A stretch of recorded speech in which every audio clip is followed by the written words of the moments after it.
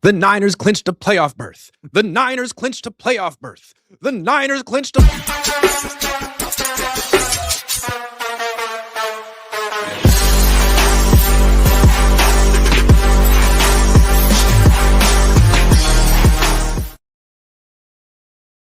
What's up? Good afternoon for those of you on the East Coast like me. Good morning for those West Coasters. The Niners play tonight. I'm over here in Indianapolis. I'm in my hotel room, and I didn't give an instant. This is a not so instant reaction to the news that broke last night. The Lions lost to the Steelers, and the Niners clinched a playoff spot. They are going to the playoffs, and I will give you all of my excitement because this just means more money for me. Thank you, 49ers. Thank you, Detroit Lions. Thank you, Jared Goff, for being Jared Goff. So I'm going to get into all of that, what we learned from Week 16, what's different about the 2025 49ers compared to the 2024 49ers. That's the question for today's show. The question for today's class, and I want you guys to think about it. What is so different about this year's team that's 10-4 from last year's team? I was 6-11. And then finally, we'll talk about how real the Niners' chances are for the Super Bowl, and I'll give a prediction for tonight. As always, got to shout out my sponsors for the week. 1-800-CONTACTS. For over 30 years, 1-800-CONTACTS has been the leader in online contact lens delivery with millions of contacts in stock and award-winning customer service. They offer fast, free shipping. They have free returns and exchanges. They provide a way to renew your contact lens prescription from home with their online vision exam, which is called Express Exam. They have a best price guarantee. They have extra discounts for new customers on their site. They have 24/7 customer support. This is key for me. I need vision help. I just lost my glasses and I don't feel like going to the eye doctor. I could just go on 1-800-contacts.com and do their Express Exam. Getting contacts doesn't have to be a hassle, as I just explained. Let 1-800-CONTACTS get you the contact lenses you need right now. Order online at 1-800-contacts.com or download the free 1-800-CONTACTS app today. I'm going to do that when I get home, give myself a little Christmas present. We're also brought to you by Fabletics. I brought my Fabletics suit for tonight. I'm going to be stunting thanks to Fabletics. If you didn't see it last week, you'll see it tonight. It's a nice athleisure wear. It's a forest green suit with a white button-up shirt. It's really nice. I like it a lot. It's my go-to game day fit now because the Niners, they're on a 4-game winning streak. I got to match their level of excellence, and that's where Fabletics comes into play. I mean, we already know Fabletics has amazing deals, but right now they're running their biggest sale of the year on top of that. And I've got an exclusive offer just for you, 80% off everything when you sign up as a VIP. Head to fabletics.com/Cohn and sign up as a VIP to get 80% off everything. This is only available through my link, so go to fabletics.com/COHN to sign up as a VIP and get 80% off. Not 60, not 70, 80% off at fabletics.com/COHN. All right. We saw it. The Lions, a team that was so good. They were in the NFC Championship game a couple years ago. They beat the Niners at Levi's last year. They were so mediocre this year, 8-7. They had a chance to go to the playoffs. They kept blowing it at the end. That was one of the best all-time games I've ever seen, Lions and Steelers, but they couldn't get it done. So what did we learn? Who lost? Lions lost. Bucks lost to the Panthers. So now all of a sudden that win over the Panthers is looking more and more impressive. The Panthers are hot. Bucks are falling off. So what was the main takeaway? We'll talk about the Niners, but like league-wide, I think there's some trends here. Baker Mayfield and the Bucs. Baker Mayfield isn't having nearly as good of a year this year as he did last year. Why is that? I mean, Jared Goff's numbers are good this year, but the Lions are 8-7 with largely the same roster that they had last year and the year before that. Why are they 8-7? Why is Baker Mayfield regress? Did Baker Mayfield regress? I think what we're learning, and I think the Phillip Rivers renaissance is driving this point home. Heard Kirk Cousins talk about it. Heard Kyle Shanahan talk about it. The NFL isn't really developing quarterbacks. So when Baker Mayfield had a great season last year, the question was, did he finally develop? Was he a late bloomer? No. He just had a good system. These quarterbacks aren't like the quarterbacks from 20 years ago. They're not like Phillip Rivers. These guys are instruments of the play caller. They're not being developed the same way. They don't have much autonomy on the field. They don't call audibles. They get 2 plays and they get to choose between them. They don't know what they're looking at half the time, even when they get the plays, because the defenses are so sophisticated. And a lot of times they just ad lib. But the ones who have the best system usually are the ones who have the best numbers that year, usually are the guys who are playing for the best play callers. And that's just the league we have. It's not a quarterback driven league. That's been my epiphany this season. The NFL used to be a quarterback driven league when you had Peyton Manning, Eli Manning, Tom Brady, Phillip Rivers, Ben Roethlisberger, Aaron Rodgers in his prime, Drew Brees, those guys. Those are guys who were developed back in like the 90s and the early 2000s before these new age play callers took over the whole league. Now you are only as good as your play caller. How else do you explain Tampa falling off and Jacksonville getting good in 1 year? What's the difference? Liam Cohn left Tampa and went to Jacksonville. Are we to believe that Baker Mayfield all of a sudden forgot all the good things he did last year and that Trevor Lawrence suddenly is good after being weak for like 5 years? Or did one guy lose a play caller and one guy get a play caller who's good? I mean, why are the Bears good? Is it because Caleb Williams finally put it together? Or is it because their play caller, they went from having like the worst play caller in the league to the best or one of the best? So as long as the Bears have Ben Johnson, Caleb Williams will be fine. But the thing is, they don't need Caleb Williams. If they give him $60 million a year, that'll be a mistake. Just like, mistakes other teams have made giving system quarterbacks a lot of money. I won't say which teams. But that's the league now. Your team is as good as your offensive play caller and your injury situation. So it seems like I'm saying the Niners should give Kyle Shanahan a lifetime contract, right? Because in today's NFL, he's what you want. He gives you continuity at the most important spot, which is not quarterback. It's play caller. We've seen him produce the same results with mediocre quarterbacks, different quarterbacks. It really doesn't matter. As long as you have Kyle Shanahan, you pretty much know what the offense is going to look like. And that's great. What's the problem with Kyle Shanahan, though, as your coach? One, he's one of the best play callers in the league, and he can get elite production out of a lot of quarterbacks. But when he's in the Super Bowl with the lead in the second half, all of a sudden he's a different person. We've seen that 3 different occasions. It's not a fluke. It's who he is. So there's the choke factor. And then there's also the fact that he's so good at play calling most of the time that he's not just a play caller. He's also the head coach. He's also the general manager. He's essentially the president of the organization. Although I don't know if he still is. But for the last 8-9 years, the Niners didn't make a personnel decision without him rubber stamping it, giving it the okay, or pushing for it.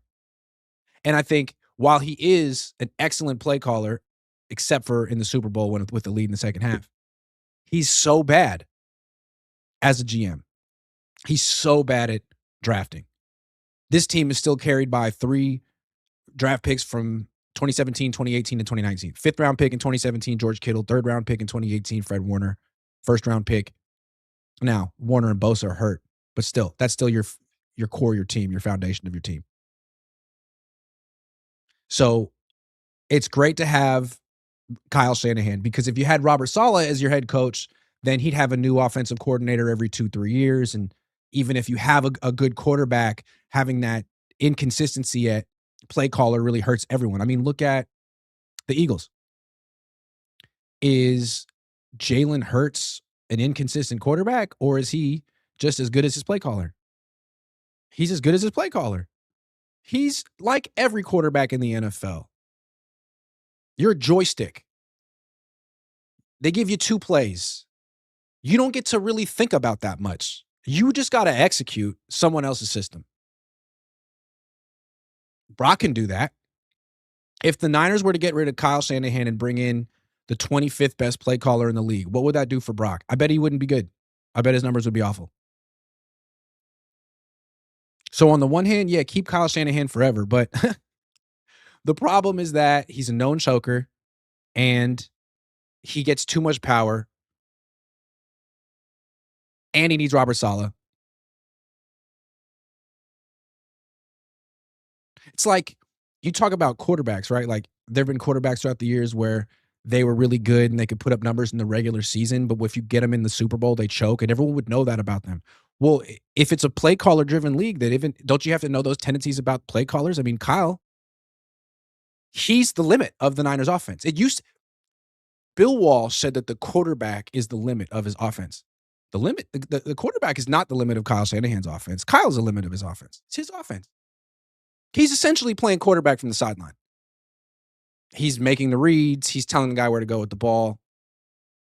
He's limiting everything he could do. So that's what we learned from week 16. Look at the teams that are good.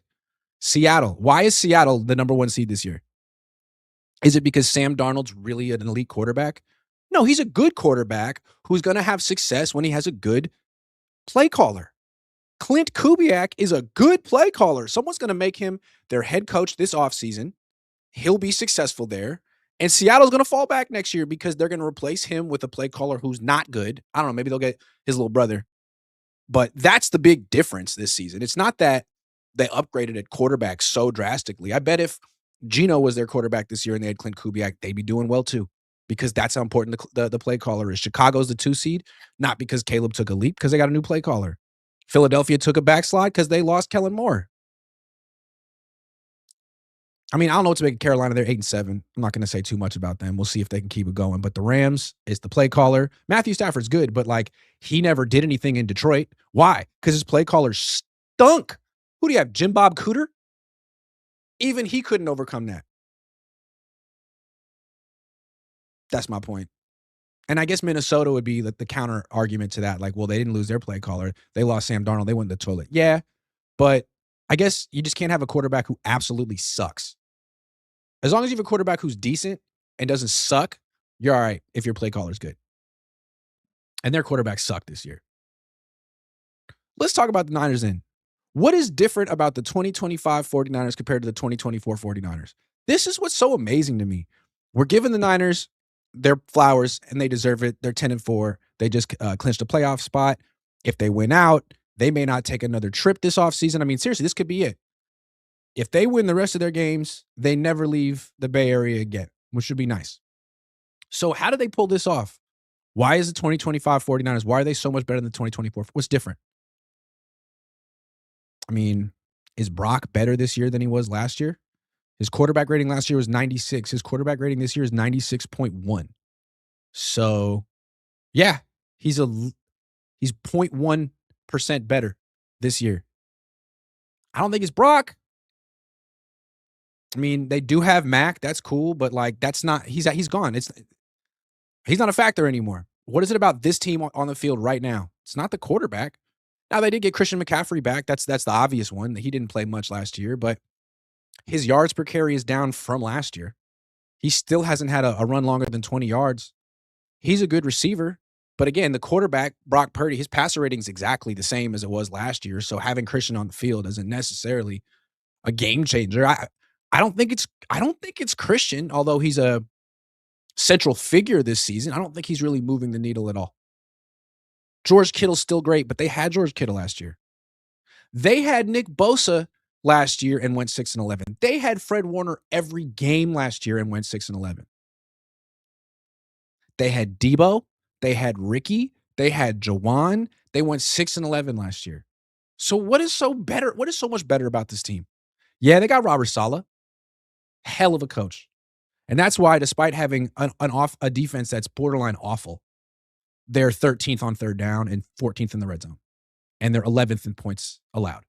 Even though, 32nd in sacks, 31st in interceptions, 18th in yards per carry allowed. Just not great. Salah's a big difference. The special teams is a huge difference. They lost some close games last year. They had a kicker who was having a mental breakdown or something. I don't know. He's good now, but he couldn't get it together with the Niners. The pressure being a third-round pick. Having the worst special teams, going from the worst special teams to the best special teams has really helped. I think that's been big. But I think the main difference, if we're being completely honest, has been the schedule. Not to be a downer, but last year the schedule was tough. They had to face the Vikings. Now, they lost to the Cardinals last year. That's kind of hard to fathom. They had to face the Chiefs when they were good. They had to face the Packers. They had to face the Bills. They had to face the Lions. They lost to the Cardinals twice last year. How did that happen? We're going to chalk that up to Jake Moody. There was a lot of Jake Moody in there. Okay. There was that. They lost to the Rams by 3 last year. Jake Moody probably missed 4 field goals in that, I'm guessing. They lost to the Vikings by 6. They lost to the Cardinals by 1. They lost to the Chiefs by 10. You always lose to the Chiefs. You lost to the Seahawks by 3. You lost to the Packers by 28. Holy shit. You lost to the Bills by 25. Okay, so the wheels fell off. You lost to the Rams. You scored 6 points against the Rams last year with the same offense minus Christian McCaffrey, who's not helping. I just don't understand. I don't get it, dude. What is different about this team? Why is the team good all of a sudden? They had George last year. They didn't have Greenlaw last year. I just don't really get it.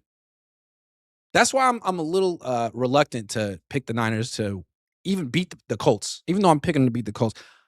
I just feel like there's a little bit of a mirage happening here.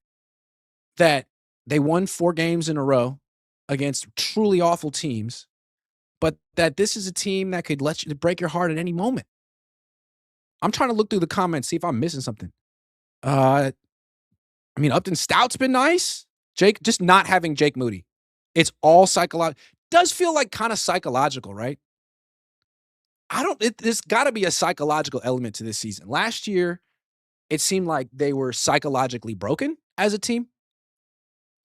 You had the Brandon Aiyuk holdout, Trent Williams holdout, Christian McCaffrey injury, the Super Bowl hangover. Kyle seemed depressed. The whole team seemed depressed. And they were awful. They found ways to keep repeating their Super Bowl meltdown, it felt like. And they blamed it on Jake Moody, who seems to be a perfectly fine kicker now that he's out of this element culture. This year, it seems like they were much more, I don't know what the word would be, deliberate about protecting their psychological state. They didn't play games with Brandon Aiyuk. They voided his guarantees, and they now they kept saying they hoped he would come back, but they knew he wasn't coming back. They just ended that. They ended the drama with Brandon Aiyuk, even though it's still kind of lingering. They didn't buckle to Jawan Jennings. They let him skip training camp, but then they didn't give him an extension. I don't know. There's got to be a psychological element, but if the Niners win the Super Bowl this year, I won't even know how to explain it. All I'll say is I guess the league really sucks now. I don't know. Because on paper, this team shouldn't win a playoff game on paper. But then I don't know. I don't know what maybe I'll just retire. I think I've lost it as an analyst. This season is breaking me. I don't know I don't get it. You get back a running back who's 29, averaging 3.5 yards per carry, and that's the difference? Is it?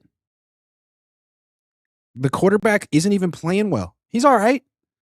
He played like this last year, and they lost. He plays like this year, and they win? What, because of Sky Moore?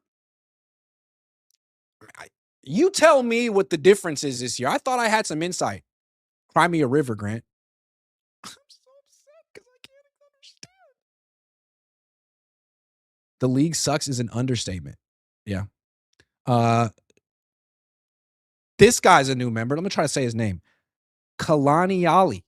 Kalani Ali 50 is a new member. Thank you. Moon Man 723 is a new member. Thank you. Bill Kennedy says cutbacks at SF Standard. Lombardi stays at home. I don't know. I bet he's just doing Christmas. And who wants to be here right now? I don't even think Indianapolisans want to be here right now. Bill Kennedy says, how long will Kyle coach? Will he stay with the Niners?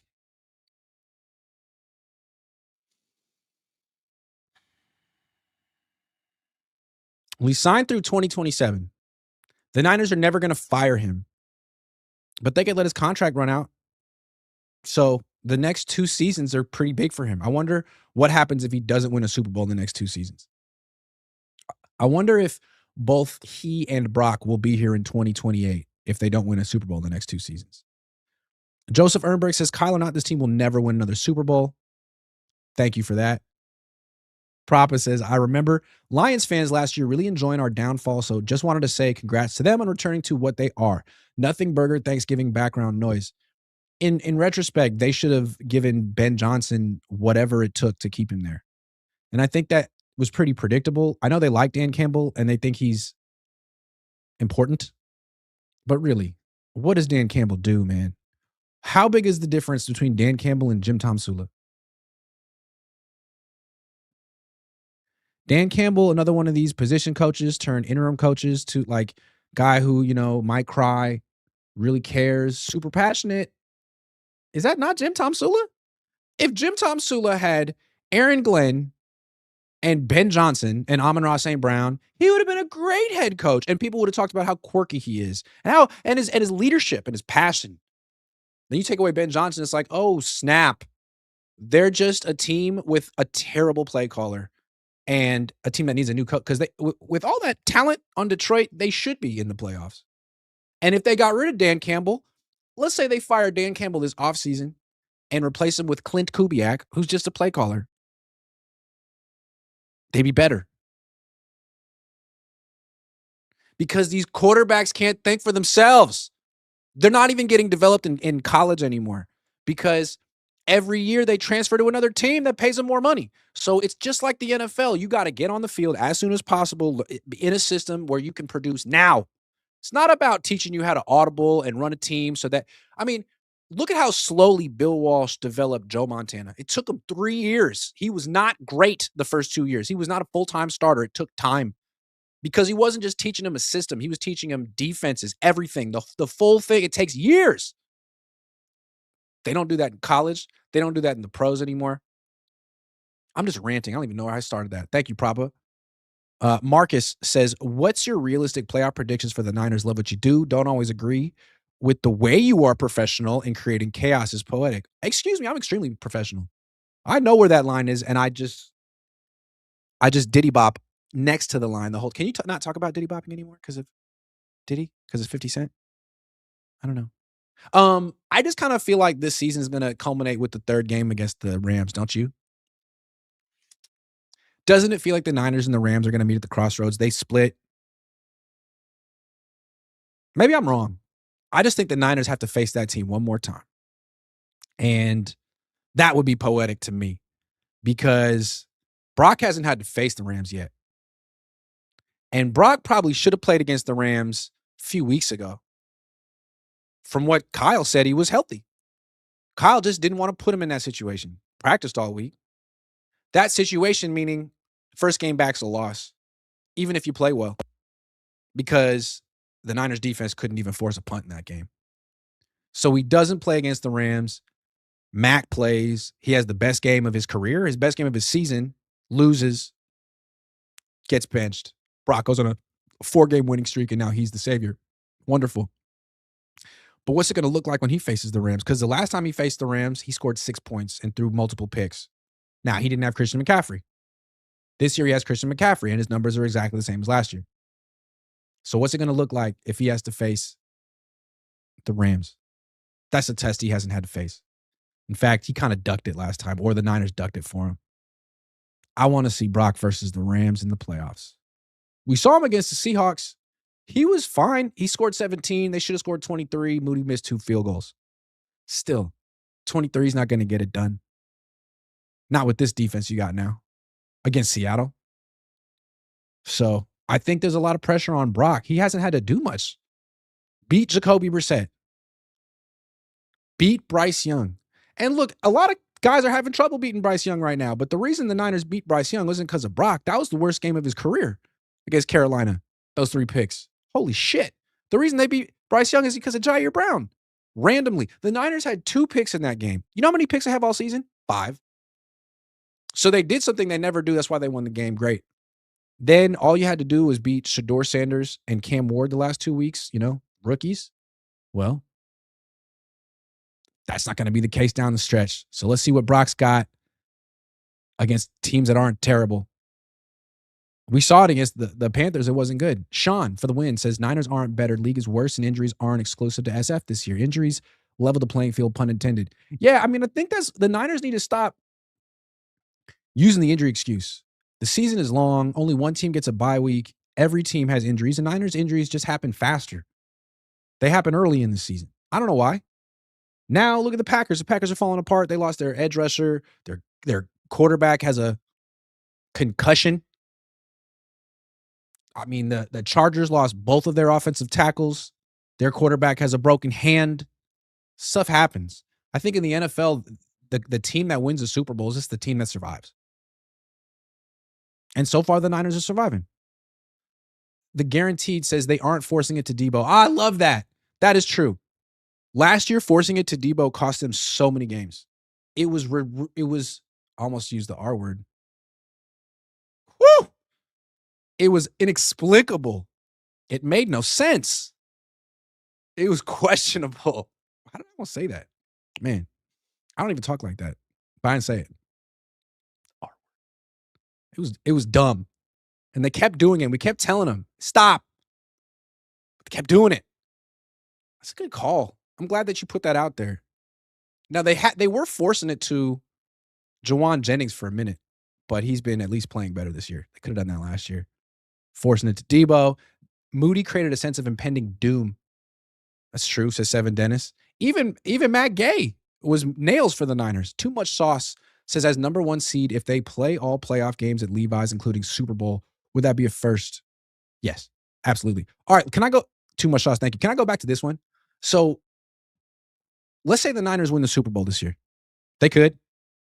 You could literally trace it back to the kicker spot, right?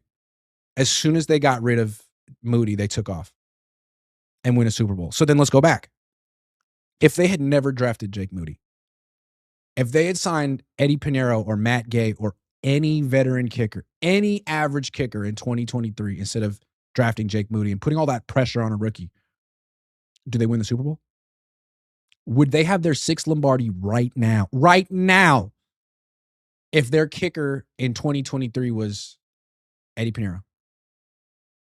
Generic kicker A. Anyone not a rookie? You could argue the answer is yes. Well, I guess we'll never know for sure. But it's very possible. The only reason that Kyle Shanahan is still looked at as a choker is because this dude decided to draft a kicker in round 3. It's possible that Kyle Shanahan, the head coach, would have a ring right now if Kyle Shanahan, the general manager, wasn't so bad at drafting. So bad.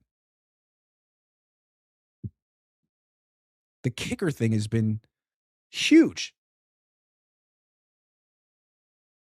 The GOAT catcher says, I think the return of Saleh brought back some fire for the team, and the Niners felt this was a rebuild and let rookies play. They do have talent. Yeah, I love that you guys are adding to this because I didn't have that many answers. Last year, it was like, well, it's a win now team, and it's a Super Bowl roster. We gotta have a veteran we gotta have Devondre Campbell. Imagine if they had just played D winners last year. They really thought they needed all these old guys on defense. That was wrong. GOAT catcher, thanks. Captain Spock says, shout out to the living legend Lil Cohn. Shout out to the living legend Lil Cohn if he's watching. Dad, I love you. Said the way you do it is poetic. Reread. Man, you make me read? Hate reading. Where you at? Marcus? What's your realistic playoff predictions for Niners? Love what you do. Don't always agree with. But the way you are professional in creating chaos. Oh, I should have read. Because you did call me professional. Sorry, Marcus. Hey, well, you can't accuse me of being good at reading. Although I'm trying to get back into reading. I read Butcher's Crossing by John Williams. I loved it so much. Now I'm reading Stoner, which is not about a stoner. It's about a professor named Stoner in the 1920s and 30s. English professor. It is so interesting, and I love it. Not a lot happens, but that's okay. I think he's going to become a gunfighter at any point. But up until now, he's just reading and teaching and really making a mess of his life, which can't we all relate to at some point? Like The Great Gatsby. Can anyone relate to that guy?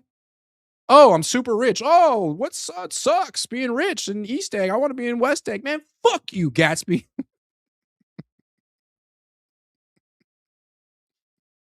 That's how I felt reading that book. Oh, I'm supposed to be, talk about first world problems. I can't relate to you. I don't have a yellow car. Mine's blue. You're not so great. You die at the end. I'm sorry. I shouldn't have said that. Sorry if you haven't read Greg Asper yet. It's this good book, just came out. I'd recommend it. DGTY225 says, do you think any Niners players or even Debo reached out to Aiyuk to prevent a potential disaster after his speeding vid?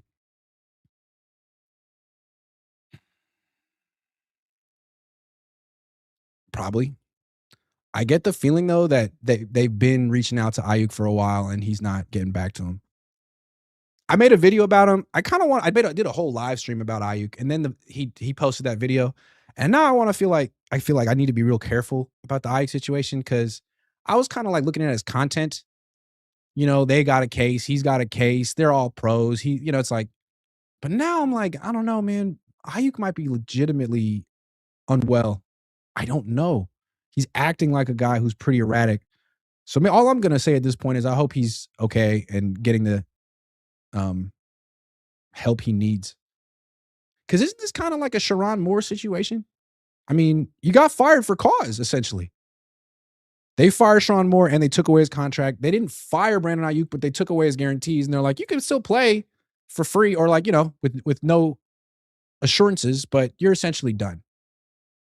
Sharon Moore, made some threats. He crashed out super hard. He ended up arrested. Aiyuk hasn't done that. But I can only imagine if you feel like your whole career's ruined, your life is ruined, something can't get. I mean, it seemed like he went through the 5 stages of grief, Brandon Aiyuk. I mean, why was he at training camp? Why was he at the games? Maybe he was in denial. Maybe he felt like if he showed the team that that he wanted to be there and he's not a malcontent, that they would change their mind. And they didn't. And then when that finally sunk in, that it was like over, and he had acceptance, then the real depression hit. I don't know. But when he posted a video like that, it seemed like either he wanted attention, which he got, or two, I don't know. He's really not well right now. And that was like kind of a cry for help. And hopefully people that can reach out to him can hurt it. I just feel like who's in his corner? How,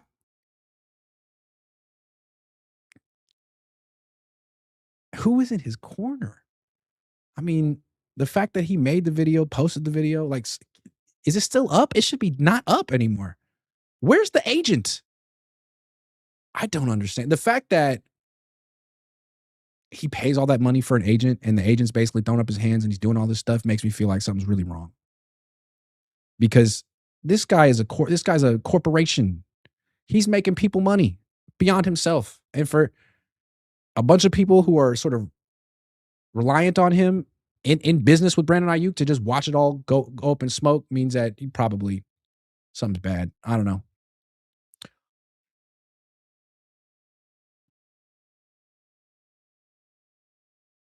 I don't know. I mean, last year was a bad sign. When he started making, what do I want to say?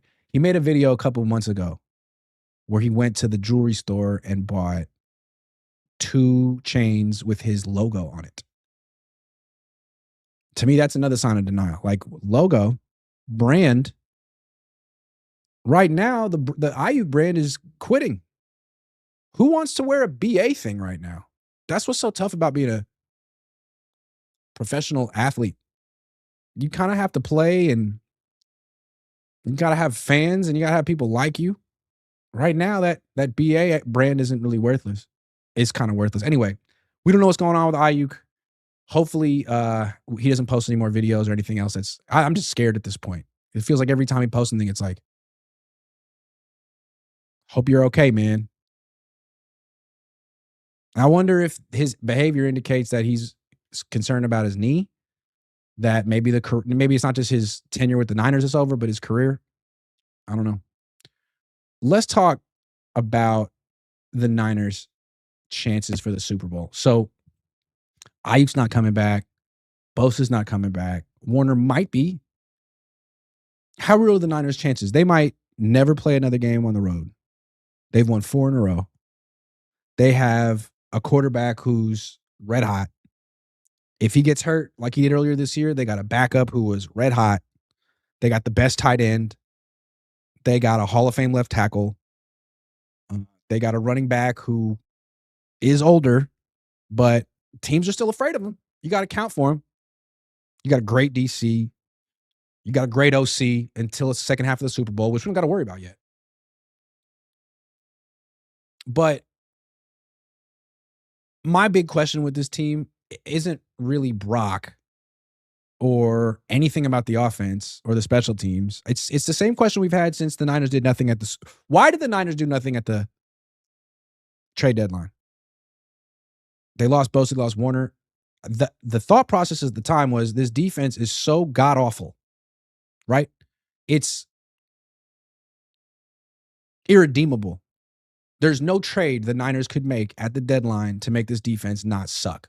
That was sort of the thought process, right? It's a lost cause. And hopefully the Niners offense can score so many points that they can make up for the fact that their defense is just a joke. Then they go on a 4-game winning streak. They hold the Panthers to 9 points. They hold the Browns to 8 points. And you're thinking, maybe this defense can be good enough. Maybe it can be mediocre. If the Niners have a mediocre defense, they might win the Super Bowl. But is the defense mediocre? Or is it awful? I don't know. I have a sneaking suspicion that the defense is truly awful. Let's just break it down. Different components of the defense. The pass rush. This might be the worst part of the team. The Niners rank dead last, 32nd out of 32 teams in sacks. They've 16 sacks in 14 games. That's not good. So that's the main problem. You can't bother quarterbacks. You're just hoping that you can confuse them or that they mess up because they're not good. As a result of the lack of pressure, you're second to last in the league in interceptions. You have 5. 2 of them came in one game. So when it comes to stopping the quarterback, you're not good at touching him or picking off his balls.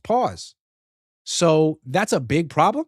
And then stopping the run. 18th in yards per carry allowed, and over the last 3 weeks, you're giving up more than 5 yards per carry. Now that's without Sam Okwanu and Tatum Bethune. When those guys are there, the run defense is middle of the road. So you have a middle of the road run defense and a really bad pass defense. I mean, the Niners are 26th out of 32 teams in passer rating allowed. They're giving up a pass rating this season, an average opponent pass rating, the Niners, of 101. The Raiders are giving up 98. That's how bad the Niners defense is. And yet, despite all that, 13th best on third down, 14th best in the red zone. They have a top 5 defensive coordinator. He has a huge impact on this defense, but still, there's nothing he can do to generate a pass rush. And he's shown that he's not going to sell out. He's not going to rush 5, 6, 7 guys. He's not going to call cover 0 to hit the quarterback. He doesn't want to give up big plays. He'd rather let the quarterback complete a series of 8-yard passes than do that. So what happened the last time the Niners faced a good offense? I mean, unless you think Carolina's a good offense, I don't know what to make of them. The Niners intercepted Bryce Young twice. If they can be that kind of team where their secondary is just ball hawking week by week, then yeah, they can beat anyone. But they haven't been that team at all this year except for that one day.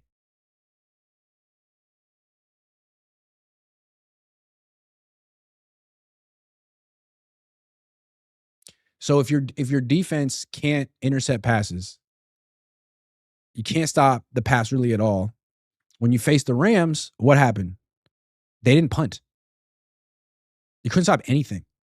You were giving up touchdowns to tight ends you've never heard of.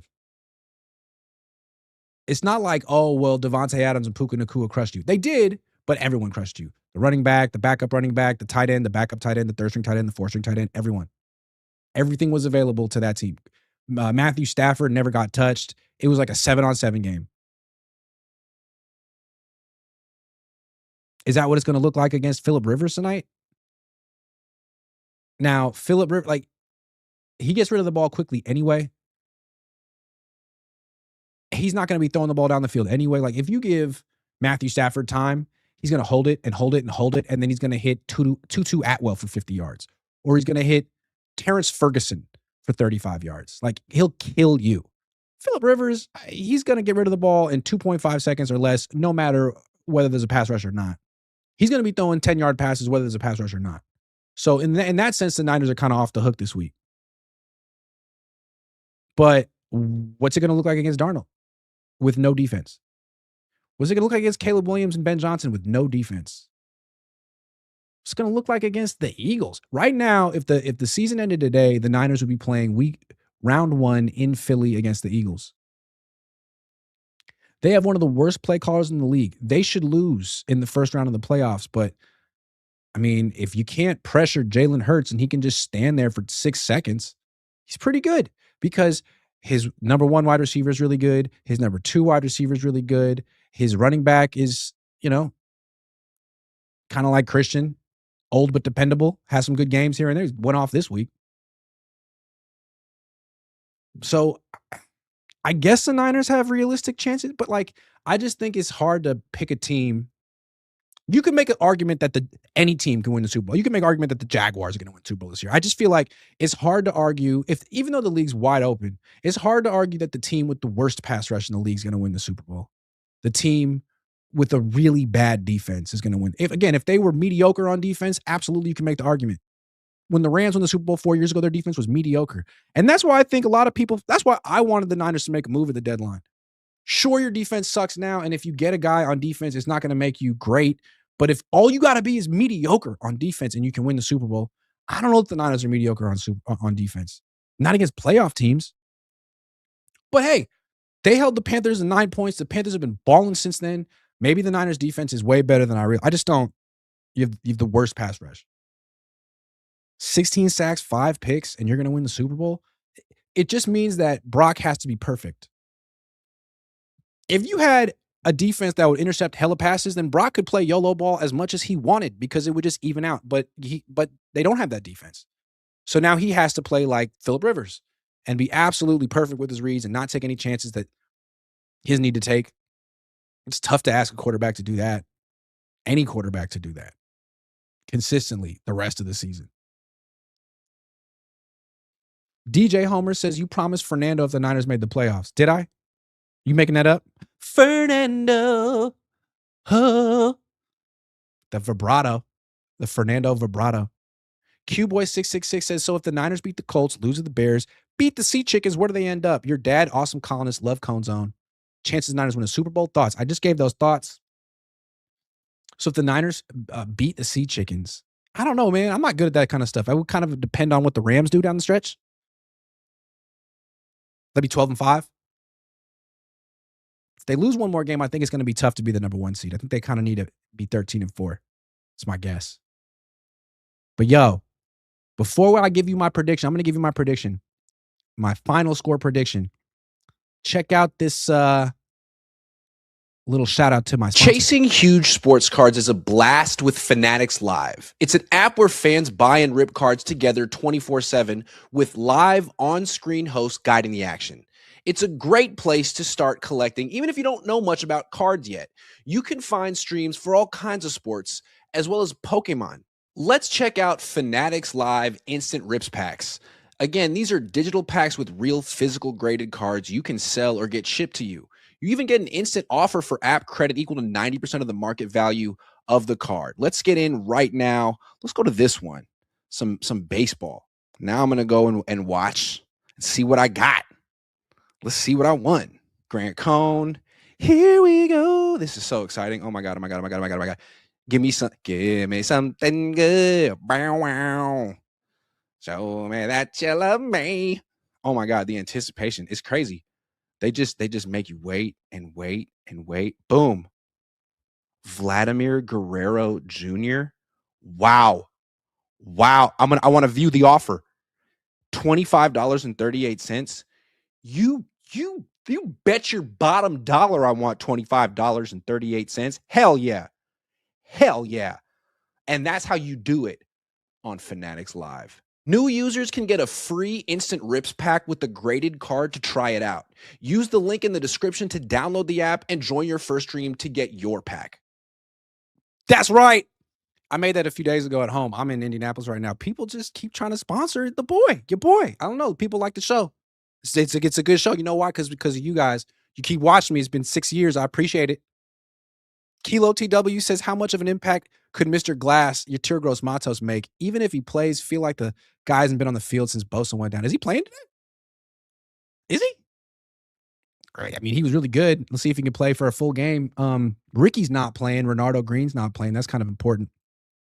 What you talk about, Willis says, what will this mean for the Warner Bosa if they win the Super Bowl?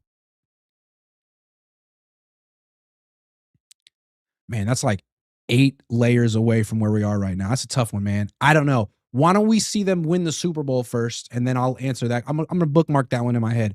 What would this mean for Warner and Bosa if they win the Super Bowl? They got to win it first. That's like 3 levels of hypotheticals, and I can only do one at a time. Kilo TW says Tonjes and Bourne really need to see the field more.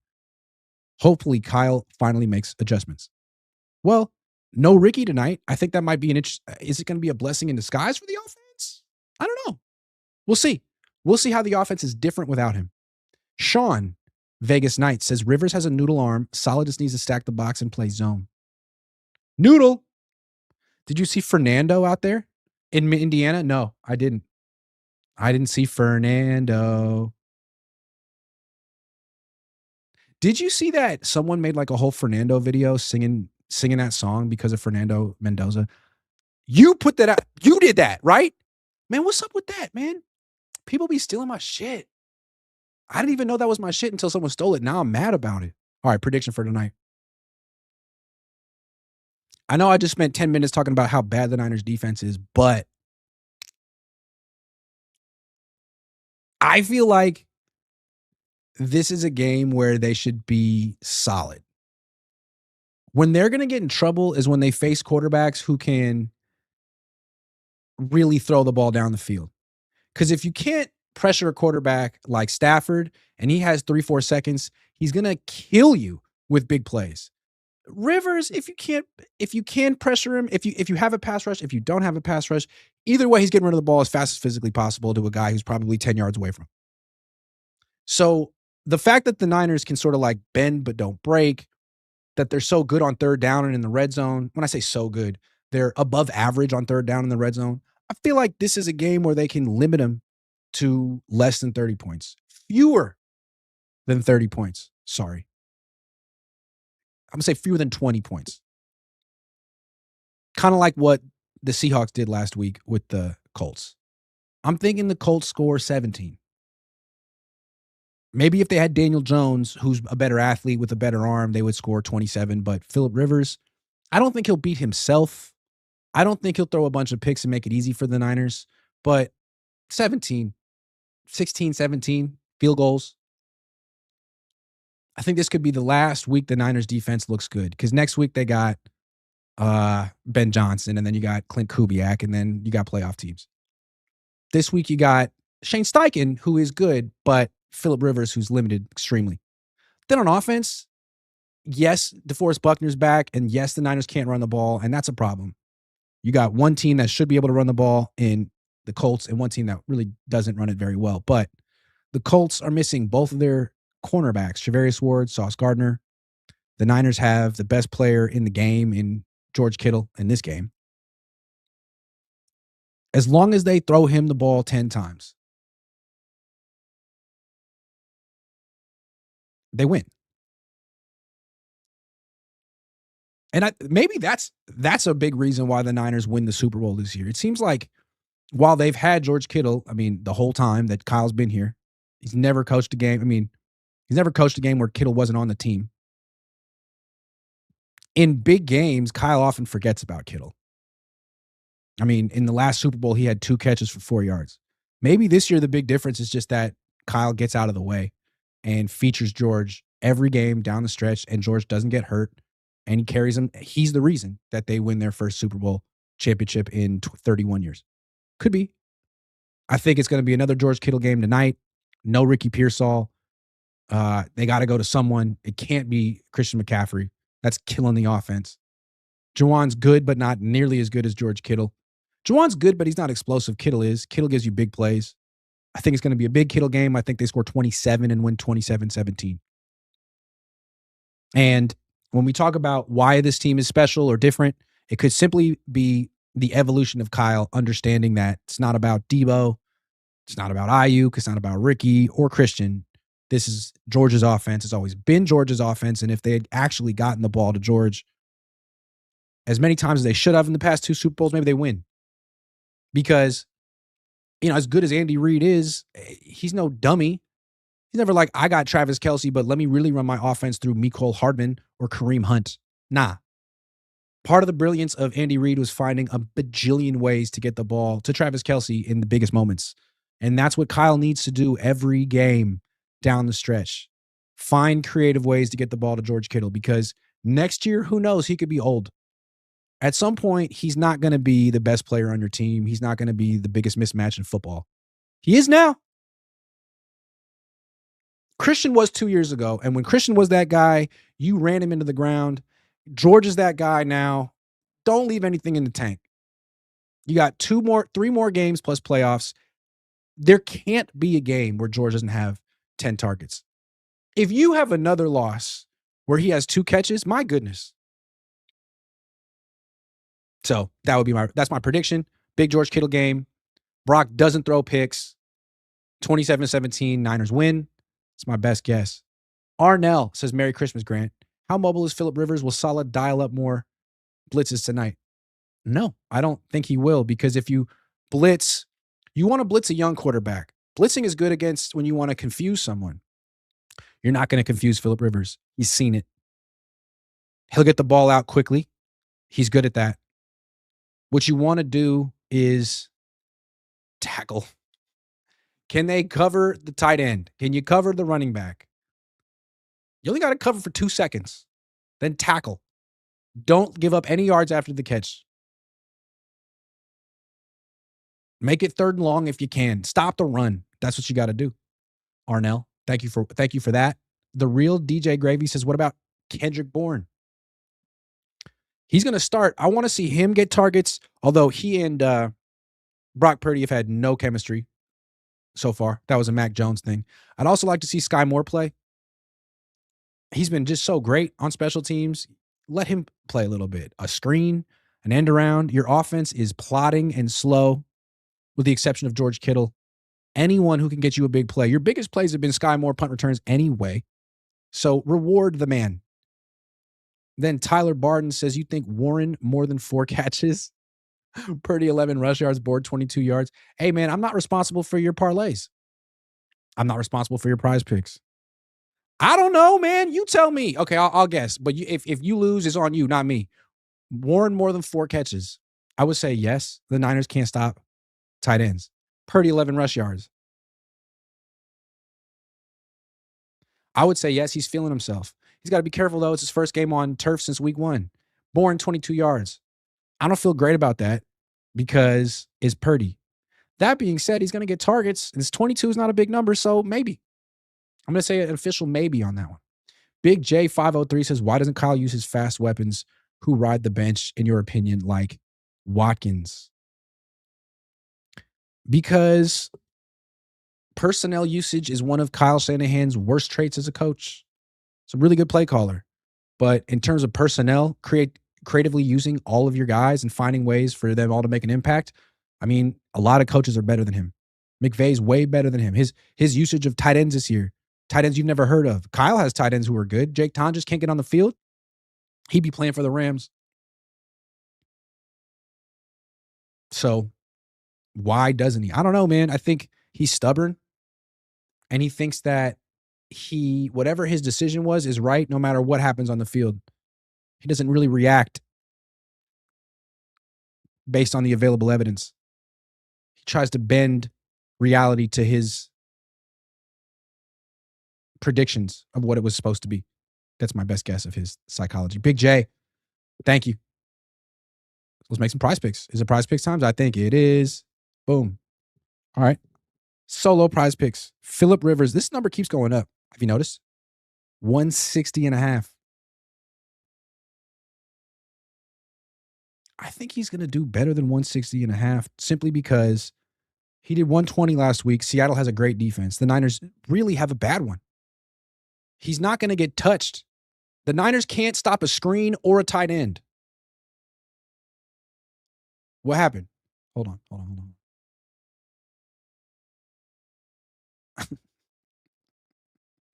More for Rivers. Kittle. It's got to be. Look, 5 weeks in a row. Kyle's no dummy. He's figuring it out. It's a George Kittle situation. More. McCaffrey, 63.5 rushing yards. No. It's a really good run defense, and they're not going to give him 25 carries in this game. No. Brock Purdy, 248.5 passing yards. Has to. Because they're not running it. Jonathan Taylor, 96.5. 96.5.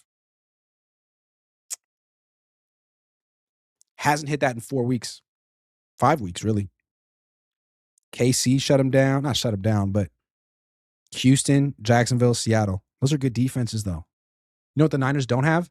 A good defense. It's going to be a close game, too. I got to say more, even though I want to say less. I don't really care, actually. Tyler Warren, six targets, 6 receptions. How about receiving yards? Some more. He's going to get. The only guy I went against is Christian. I think I do that every week, and that's why I lose. But I'm feeling pretty good. I'm flexing it. I'm going to do $5 today, and I don't know why. Submitting. Boom. $5. Those are my picks. Check it out. Download the PrizePicks app. Use promo code Cohn, COHN. Play $5, get $50 instantly in lineups when you use my promo code. Boom, that's what I got. BNA established 1988 says, did SF have to use VHS to study film on Rivers? What's funny about watching Rivers in this game is I thought he looked pretty much exactly like he always has. That's what he's always looked like. Maybe his arm was stronger back in the day. But like, that's what he looked like 5 years ago on the Colts. Just he's a little bigger now. But as awkward as ever. And let me be real clear, if the Niners lose to Phillip Rivers, you like to say like there's no shame in that. No. There is shame in that. Don't fucking lose to the grandpa. Don't be the first team to lose to Phillip Rivers. That's my best advice as unofficial quality control. Don't lose to Phillip Rivers because there is a ton of shame. No shame losing. No, comma. There is shame in losing to Phillip Rivers. Can't do it. We're trying to take you seriously. This team's not going to the playoffs. They're dying. Phillip Rivers is trying to resuscitate him. He's been retired. Do not lose this game. Because all the good things people are saying about you, it'll be over. That's how I feel. That's what I think. I appreciate you guys for watching me. Now I'm going to go have the best time in Indianapolis. You guys don't get to be here. I get to be in Indianapolis 3 days before Christmas. Oh, yeah. Game doesn't start till 8:15. Wonderful. Fucking love that. Game will be over at 11:15, but of course, I won't even get to start working until 12:31 Eastern time. I'll be done with my work. 2:33. And then my flight takes off at 6:30 in the morning. So I'll fly home and then I'll do a show with my dad when I get home. Of course, I won't have any sleep and he'll have to carry the whole thing because I won't even be aware of what's going on, but it'll be good. I feel good now. I slept like 12 hours last night, feel fresh. Maybe I'll even take a nap. But at some point, it's all going to come crashing down. I'm going to drink a lot of Diet Coke. It'll get me to about 3, 4 in the morning. But then I'm going to be upset. But I've set this up for myself. And again, if the Niners take care of business, I don't have to do this ever again this season. So Niners win. So I don't have to come back to the Midwest when it's cold. Although I do like it out here. I went to St. Elmo's last night, had the steak. It was good. Didn't get the shrimp cocktail. It's a lot of horseradish. And it's like $22 for 4 big-ass shrimp with way too much horseradish. It's like I had it once. It was cool. I don't need it again. What I did was Caesar.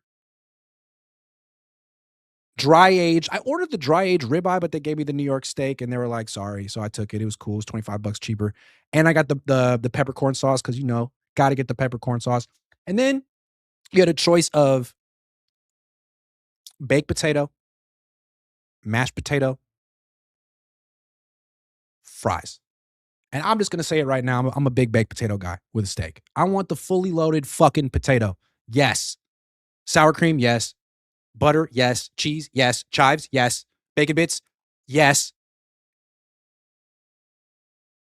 Like, let me know if I'm making a. Sometimes I'll be like, look, I'm just getting the baked potato, but just tell me if these are the greatest mashed potatoes of all time. I'll audibilize and get the mashed potatoes, but only if they're the greatest mashed potatoes of all time. Otherwise, I'm going baked. I went to this one steakhouse in Vegas during the preseason. I forget what it was called. Man, it was in one of those. It was in Vegas, and they had the best French mashed potatoes of all time. What was that fucking place called? My brother told me about it. It was in the Park MGM. So good. I got the mashed potatoes, but I'm not a mashed potato guy. If they got the baked potato, because it feels like something you can make on your own, but they give it to you at a nice restaurant. It's like, oh man, cool. I didn't articulate that well. Fries with steak should be illegal. No, because that's the French way to do it. Baked potato is like the American way to do it.